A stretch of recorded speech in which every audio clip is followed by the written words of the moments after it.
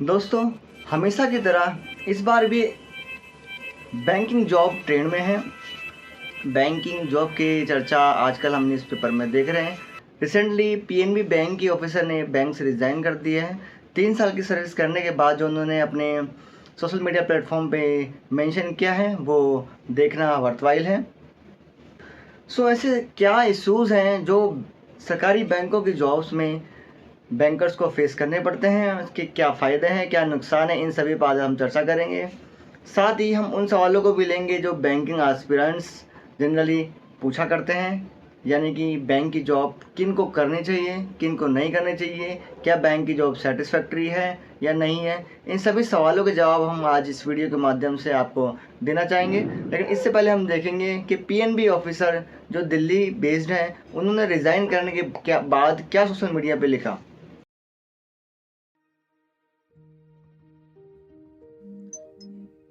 ये है आज कल जो न्यूज़ में काफ़ी चर्चित हैं पीएनबी बैंक के ऑफिसर। इनका लिखना है, time to choose mental peace. ये एनडीटीवी की हेडलाइन है। Delhi women quits government bank job says time to choose mental piece.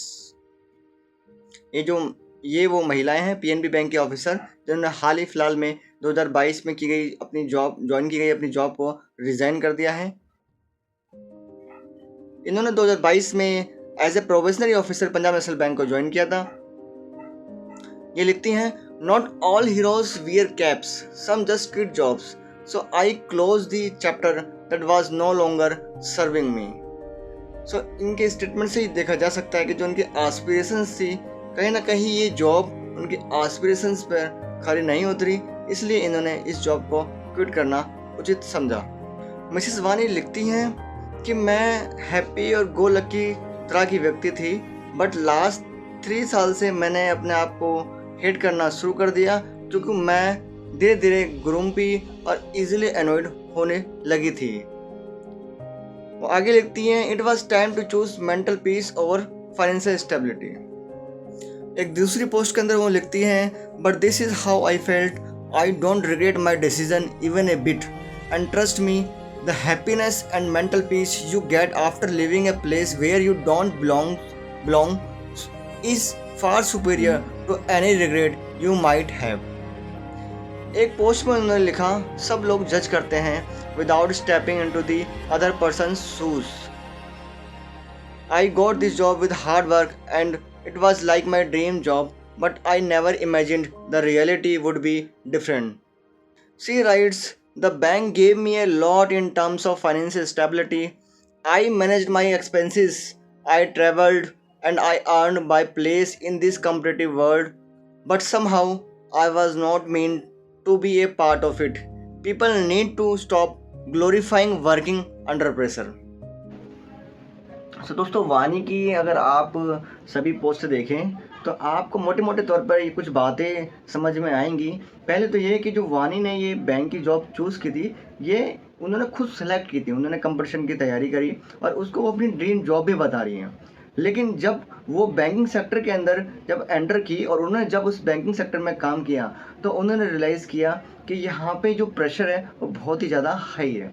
इसलिए वो अपने पोस्ट में बार बार लिख रही है कि जो सपने वो देख रही थी, जो वो थी बैंकिंग जॉब लेने से पहले, वो बैंक की जॉब पे आने के बाद वो नहीं रही। यानी उनकी पर्सनैलिटी में काफ़ी चेंजेस आए। वो अपने आप को चिड़चिड़ा व अन्य समस्याओं से जूझने वाली पा रही थी। इसलिए कहीं ना कहीं वो जो जॉब जिसको वो ड्रीम जॉब मान के चल रही थी, वो एक्चुअल में उनको सेटिस्फाई नहीं कर पाई और इसलिए ही उन्होंने 3 साल के बाद ही अपनी इस जॉब को क्विट कर दिया। तो यहाँ आप देखेंगे कि जो बैंकिंग की जॉब है, जिस तरह से उसको ग्लोरीफाई किया गया है इन टर्म्स ऑफ सैलरी, वो सभी चीज़ें बाहर से देखने में आपको बहुत अच्छी लग सकती हैं, लेकिन जब आप उस प्रोफेशन में जाते हैं, आप उस लाइफ को जीते हैं, तो आपको समझ में आता है कि यह आपकी पर्सनैलिटी से मैच नहीं कर रहा, तो आपको ये सब समस्या फेस करनी पड़ती है। तो मोटे मोटे तौर पे अगर आप देखो तो बैंकिंग की जॉब सभी लोगों के लिए नहीं है, ये तो मैं श्योरली बोल सकता हूँ। देखिए, अगर आप एक वेल सेटल फैमिली से आते हैं, आपकी फाइनेंशियल पोजीशन बहुत अच्छी है, तो डेफिनेटली बैंकिंग की जॉब आपको अच्छी लगने वाली नहीं है। रीज़न बीइंग कि बैंकिंग की जॉब को लेने के बाद जो भी आपको मिलने वाला है वो ऑलरेडी आपके पास है। बस आपको क्या मिलेगा, बस आपको ये मिलेगा कि मेरे पास एक सरकारी नौकरी है, इसके अलावा आपको कोई सेटिस्फेक्शन उसमें नहीं मिलेगा। वहीं अगर कंडीशन ये हो कि आपका फाइनेंशियल पोजीशन ख़राब है और उस केस में आपको जॉब की बहुत ज़्यादा नीड है, आपने शायद वो बेसिक नीड्स पूरी करने वाली ज़िंदगी नहीं जी है, तो आपको ये ज़िंदगी अच्छी लग सकती है। लेकिन चैलेंजेस वहाँ भी रहेंगे। चैलेंजेस किस तरह के रहेंगे? चैलेंजेस ये रहेंगे कि बैंकिंग जॉब के अंदर बहुत फ्रीक्वेंट ट्रांसफ़र होते हैं। हर 3 साल के अंदर, 4 साल के अंदर आपको एक जगह से दूसरी जगह जाना पड़ेगा। हो सकता है आपका एक स्टेट से दूसरा स्टेट भी ट्रांसफ़र हो। ये बहुत फ्रीक्वेंट है। आप पूरी सर्विस के अंदर 18 से 20 बार आपको ट्रांसफ़र झेलने पड़ सकते हैं। हाँ, साथ ही ये भी है कि अगर आपके अच्छे सेटअप्स हैं, तो मेबी आप एक ही शहर में रिटेन हो जाओ, यानी ट्रांसफ़र तो आपका हो लेकिन बहुत ज़्यादा मल्टीपल शहरों में ना हो। सो ये भी अपने पर्सनल सेटअप, पर्सनलाइजिंग के ऊपर डिपेंड करता है। तो सबसे पहला अगर आप ड्रॉबैक देखोगे बैंकिंग जॉब का, तो वो है फ्रीक्वेंट ट्रांसफ़र। और ट्रांसफ़र क्या सिर्फ आप उसके रेपरकशन देखेंगे, तो ट्रांसफ़र सिर्फ ये नहीं होता कि मैं एक शहर से दूसरे शहर चला गया, उसके साथ बहुत सारी चीज़ें कनेक्टेड हैं। उदाहरण के लिए अगर आप एक मैरिड पर्सन हैं और आपकी वाइफ भी मैरिड है, तो आपके लिए ये बहुत डिफ़िकल्ट हो जाएगा आप एक साथ रहो। तो जो पूरा ऑब्जेक्टिव जॉब करने का, वो पूरा ऑब्जेक्टिव ही फुटाइल हो जाएगा। आप जॉब कर रहे हैं, आप पैसा कमा रहे हैं, लेकिन पैसा कमाने के बाद भी आप अपने पार्टनर के साथ नहीं रह पा रहे हैं, तो आपका पैसा किसी काम का नहीं है। ये आपको अपने आप ही फ़ील आएगा जॉब करने के दौरान। दूसरी चीज़ आप देखेंगे कि एक हम, चूँकि हम मनुष्य हैं, आप सभी जानते हो हम ह्यूमन बीइंग हैं, और हमें कहीं न कहीं एक एनवायरनमेंट चाहिए होता है। जब हम एक स्टेबल जगह रहते हैं, तो हमारे पास हमारे फ्रेंड्स होते हैं, हमारे पड़ोसी होते हैं, एक सोशल सिस्टम पूरा बना होता है। उस सिस्टम को हम जीते हैं, उसको एन्जॉय करते हैं। लेकिन जब आपके फ्रीक्वेंट ट्रांसफ़र होते हैं, तो हर बार एक नई जगह जाएँगे, हर बार आपको कुछ नए लोग मिलेंगे, उनसे आपको दोस्त बनाना पड़ेगा या पड़ोसी मिलेंगे। तो वो जो टच जो रहता है एक लॉन्ग टर्म रहने के बाद में, वो आपको कभी नहीं मिल पाएगा। यानी आपकी जो सोशल लाइफ़ है, वो कंप्लीटली डिस्ट्रॉय हो जाएगी। अब इसके बाद आगे बात कर लें हम कि अगर आप मैरिड हो और आपके बच्चे भी हैं, तो बच्चों की एजुकेशन का आप कैसे मैनेज करोगे? क्योंकि आपका हर 3 साल में ट्रांसफ़र होना है, और ट्रांसफ़र होगा तो बच्चे भी को भी आपको लेके जाना पड़ेगा। या तो आप बच्चों को अपने साथ लेके जाओगे, या फिर कहीं एक फ़िक्स जगह जो आपका मूल निवास है, जो डोमिसाइल एरिया है, वहाँ पे आप रखोगे। तो दोनों ही केस के अंदर आपको डिफ़िकल्टी फ़ेस करनी पड़ेगी। अगर आप अपने साथ लेके जाते हो, तो हर 2-3 साल में बच्चों का स्कूल चेंज करना, और आज की डेट में तो स्कूल की एजुकेशन इतना महँगा है, क्योंकि आप प्राइवेट स्कूल को ही प्रेफ़र करेंगे, सरकारी को प्रेफ़र नहीं करेंगे। जब आप प्राइवेट स्कूल को प्रेफ़र करेंगे, तो वहाँ पे एडमिशन लेने के लिए आपको एडिशनल पैसा देना पड़ेगा। यानी एनुअल फ़ीस जो होती है वो तो रहेगी। वहाँ पे डोनेशन का सिस्टम है, आप सभी लोग जानते हो। तो हर जगह आप जहाँ-जहाँ जाओगे, वहाँ हर बार आपको डोनेशन के नाम पे अच्छा खासा अमाउंट देना पड़ेगा। तो कहीं न कहीं वो सिर्फ़ बच्चों को ही प्रभावित नहीं करेगा, बल्कि आपकी फाइनेंशियल पोज़ीशन को भी ख़राब करेगा। यानी हर बार का एक ट्रांसफ़र आपके लिए एक फाइनेंशियल बर्डन लेके आएगा कि मुझे बच्चों का यहाँ एडमिशन कराना है, मुझे यहाँ फ़ी पे करनी है। तो एक ये बहुत बड़ा ड्रॉबैक है, जो आप बैंकिंग जॉब के अंदर देखेंगे।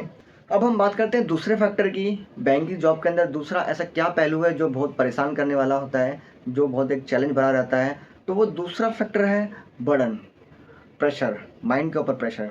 बैंकिंग की जॉब एक ऐसी जॉब है जो प्योरली बिजनेस बेस्ड है, यानी बैंक एक बिजनेस का काम करता है, उसका काम है लोन देना और वो सारे फाइनेंशियल प्रोडक्ट बेचना जो बैंक बेचता है। तो इन सभी चीज़ों के लिए आपको सेल एजेंट बनना ही पड़ता है।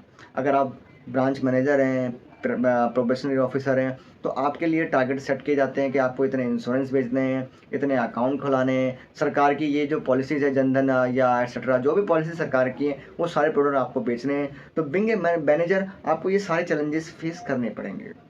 ये एक बहुत बड़ा, आप देखेंगे कि इतना ज़्यादा प्रेशर बैंकिंग इंडस्ट्री में आता जा रहा है कि बैंकिंग की जॉब को एक, मतलब इस तरह से देखा जा रहा है कि एक रोबोटिक जॉब है। एक तरफ आपका पब्लिक सेक्टर बैंक का इंफ्रास्ट्रक्चर है, दूसरी तरफ प्राइवेट बैंक का इंफ्रास्ट्रक्चर है। दोनों के अंदर बहुत ज़मीन आसमान का फ़र्क है। एक चीज़ आप नोट करेंगे, जैसे हम जनरली देखते हैं जो पब्लिक सेक्टर बैंक होते हैं उनको बोला जाता है बैंक फॉर मासेस, और जो प्राइवेट सेक्टर बैंक होते हैं उनको बोला जाता है बैंक फॉर क्लासेस। इसका क्या मतलब है?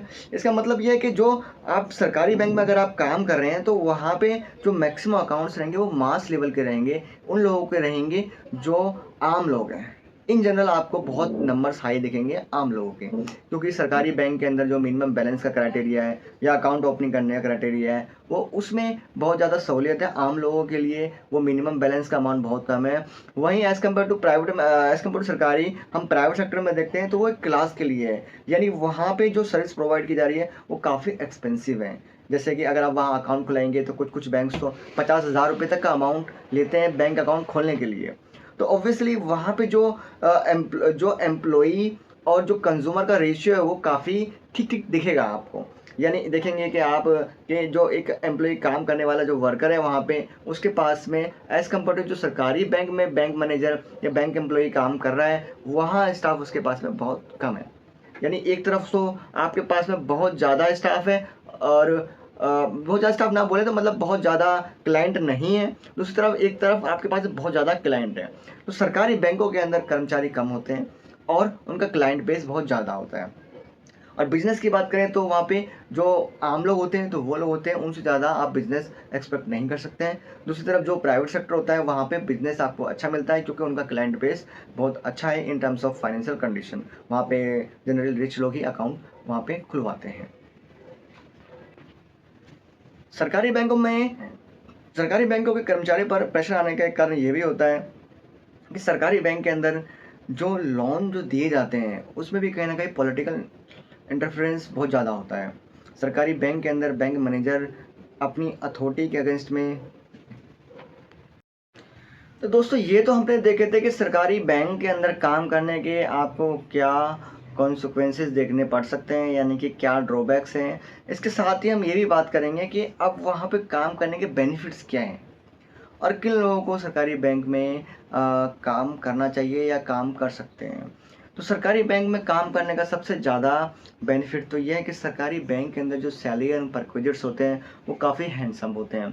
आप देखेंगे प्राइवेट सेक्टर के अगर आप कंपैरिजन करते हैं तो सरकारी बैंक्स के अंदर बहुत अच्छी सैलरी आपको मिलती है। लगभग लगभग सभी बैंक्स के अंदर सैलरी 80 से 1 लाख के बीच में इनिशियल लेवल पे होती है और उसके साथ ही बहुत सारे परक्विजिट्स भी मिलते हैं, जैसे कि न्यूज़पेपर अलाउंस हो गया, पेट्रोल अलाउंस हो गया। इवन सरकारी बैंक्स के अंदर तो lease accommodation, subsidize lease accommodation की व्यवस्था भी होती है। यानी कि वहाँ पे आप देखेंगे कि स्टेट वाइज थोड़ा कहीं वेरिएशन रहती है, लेकिन आप मोटा मोटा देखेंगे कि 20-25 हज़ार रुपये का अमाउंट आपको किराए पर लीज पे रहने के लिए मिलता है। इसको बोलते हैं subsidize lease accommodation scheme, lease या कमर्शियल स्कीम। सो ये एक बहुत बड़ा बेनिफिट है कि आप उस खर्चे से बच जाते हैं जो आम लोग या आम दूसरे सरकारी कर्मचारी पे करते हैं रेंट के रूप में। वो रेंट यहाँ पे आपको बैंक देता है। उदाहरण के लिए आप देखेंगे एसबीआई के अंदर स्केल 1 ऑफिसर को मुंबई के अंदर लगभग 35,000 के आसपास अमाउंट मिलता है रेंट के लिए। और यहीं दिल्ली में आप देखेंगे तो दिल्ली के अंदर भी अच्छा खासा अमाउंट आपको शायद देखने को मिलेगा 25,000 के आसपास। तो ऑन एन एवरेज आपको ये अमाउंट 25,000 के आसपास या 30,000 के बीच में ये देखने को मिलता है। इतना अमाउंट आप किसी भी एक अच्छी ए मेजर सिटी के अंदर बैंक एम्प्लॉय को मिलता हुआ देखेंगे। तो एक ये बहुत बड़ा बेनिफिट आप यहाँ देखते हैं इन टर्म्स ऑफ सैलरी। अगर आपका फाइनेंशियल बैकग्राउंड बहुत अच्छा नहीं है, आप ग्रामीण पृष्ठभूमि से बिलोंग करते हैं, तो आप अवश्य ही इस जॉब को ज्वाइन करिए। आप इस जॉब को ज्वाइन कर सकते हैं क्योंकि फाइनेंशियल जो थिंग्स है वो कहीं ना कहीं मोटिवेशनल फैक्टर होता है। साथ ही क्योंकि अगर आपका फाइनेंशियल बैकग्राउंड बहुत अच्छा नहीं रहा है, पूर रहा है, तो आप हो सकता है कि शुरू से ही मतलब ये प्रोबेबिलिटी बहुत हाई है कि आप शुरू से ही प्रेशर लेने वाले रहे हो और प्रेशर में काम आपने शुरू से ही किया हो, तो शायद आपको ये जो प्रेशर है वो आपको परेशान ना करे।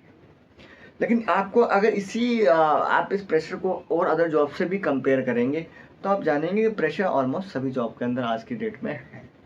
सभी मीन्स के सभी प्राइवेट जॉब्स के अंदर, सरकारी जॉब्स के अंदर as compare to private job आज भी प्रेशर बहुत कम होता है। ये आज भी सच्चाई है। अगर सरकारी जॉब के अंदर कहीं प्रेशर है तो वो स्पेशली बैंकिंग जॉब के अंदर है। ये बात मैं ज़रूर कहना चाहूँगा। बैंकिंग जॉब के अंदर एंड कोर्ट्स के अंदर भी बहुत ज़्यादा प्रेशर आपको देखने को मिलेगा क्योंकि कोर्ट के अंदर भी उस तरह का जो वर्किंग कल्चर है वो बहुत ज़्यादा ऐसा है कि केसेस बहुत ज़्यादा है और एज़ कम्पेयर टू जो एम्प्लॉई है वो बहुत कम है, यानी वर्कलोड बहुत ज़्यादा है।